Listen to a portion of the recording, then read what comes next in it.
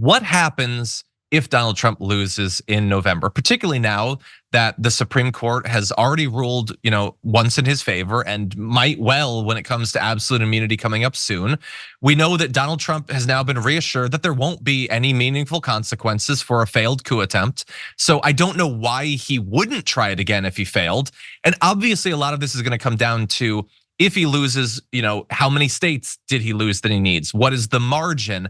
But Biden came out recently and said, I just think that he'll do anything to try to win.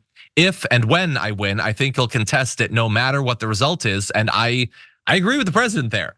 I think that there's best case scenarios and worst case scenarios, but I don't see him simply going into that good night quietly. How do you think that might shake out? Oh, Trump will never concede that he lost, no matter what happens. In fact, he could lose all 50 states and he will say, no, I won, they stole the election.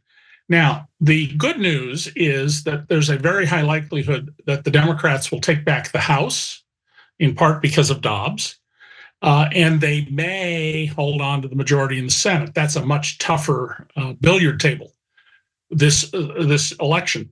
But the current Congress ends on January 3rd. The certification of the presidential election results is January 6th. So it'll be the new Congress.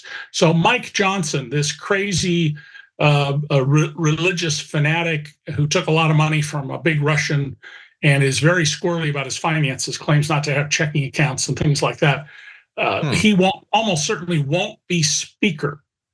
But that doesn't mean there won't be all sorts of efforts to go to the courts and say, no, the election was stolen. The negative for Trump will be he's highly likely by then to be a convicted felon in the New York State case involving the Stormy Daniels cover-up over their affair, which according to Stormy lasted less than a minute. And we shouldn't forget that little detail. And you certainly won't allow us to. Yes.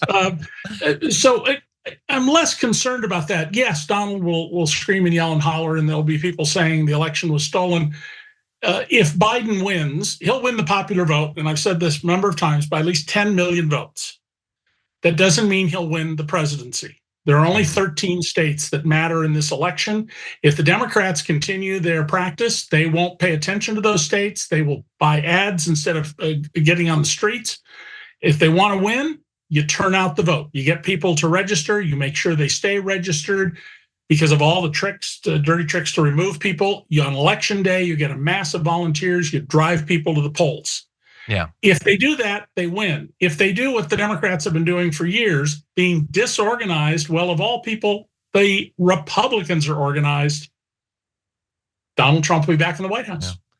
I mean, look, you make a good point, and Democrats have been very good at not learning lessons in terms of political strategy. They're very good at sticking to their guns. They're frequently needlessly losing guns. But that said, look, Biden said, he beat him in 2020, and he did. There was, some context around the fact that we're in the middle of a pandemic. The polls are pretty close. He could potentially lose again, but it is going to be an exciting election. The aftermath is going to be exciting.